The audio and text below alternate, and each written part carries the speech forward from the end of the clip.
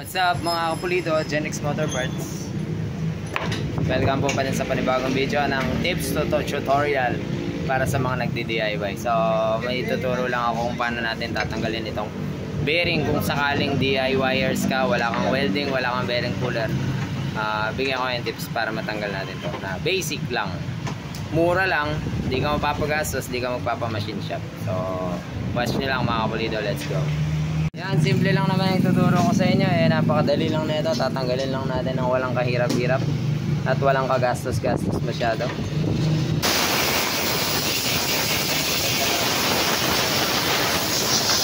Tumpik-tumpik pa.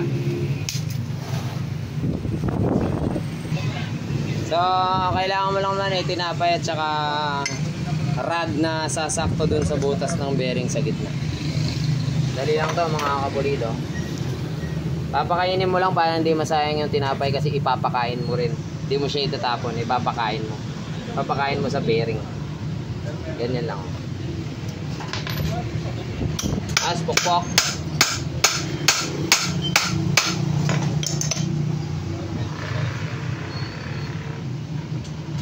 Magandang tinapay yung matigas, no? Huwag yung malambot kasi pag yung malambot para lang siyang ano, yung malambot parang liquid lang siya pag nabasa ng langis.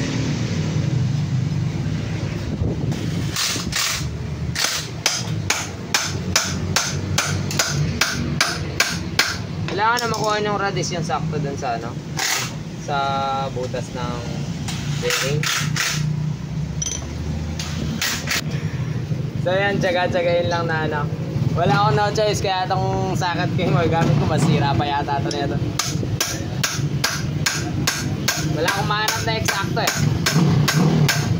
Pero okay yan, tumitibay lalo yung sakat ko niya.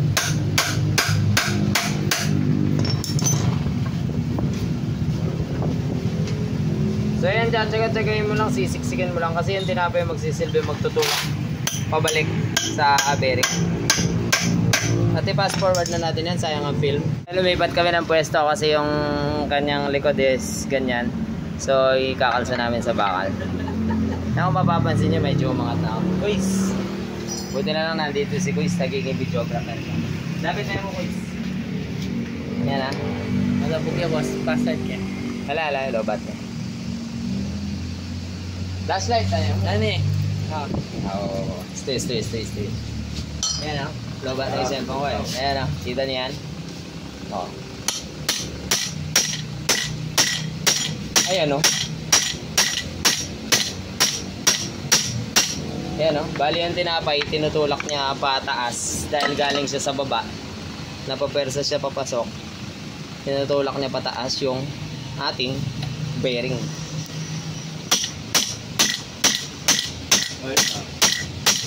Ayos pa sir.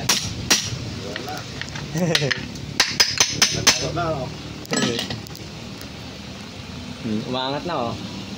Basic, di ba? Mamaya ito naman. Hahanapan naman natin siya ng kapareho niyang ano, rod.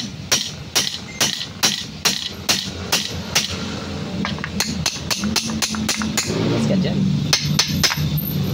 Oh, last na lang yan. Sigurado. Last na lang. Oh, di ba? Basic. Oh, hindi namin sinayang ang tinapay ha. Sinakain namin sa bearing. Kaya kutsarahin muna natin yan. Oh, di ba? Oh, nakasting siya, no? So ito naman, wait lang. Alright, bali nakakuha naman ako. Axle naman ng XRM to para dito sa 6201. Saktuhan lang dapat eh. So pag sakto yung ating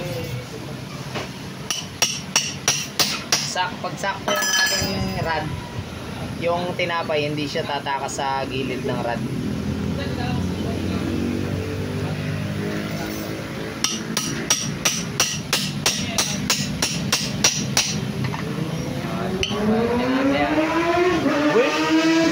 Uy, may big bike. Uy. Tapang. Lalaban si Asia dun. Awit gar.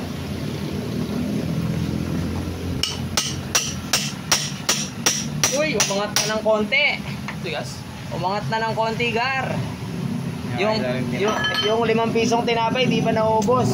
5 bearing na yung tinanggal niya. Pang 5 na to. Sige. Sige tinapay, magigisa. Wala pang bagong taon. Uy, lumalabas na, gar.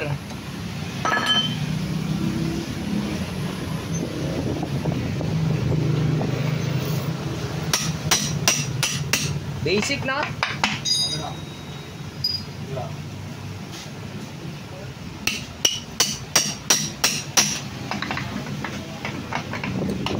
Marami na akong video, pangatlo na to. Baka sakaling meron pa hindi nakapanood ng gandang diskarte. Sana makatulong sa inyo. Yun o, di ba? Oh.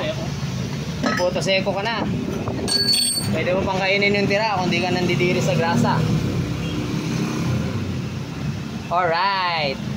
Yan, salamat po sa panonood. Na may natutunan ng mga nangangailangan katulad ng mga nanonood ngayon. Salamat po sa panonood. Siyempre, pulitong gawa yan. Gentrix.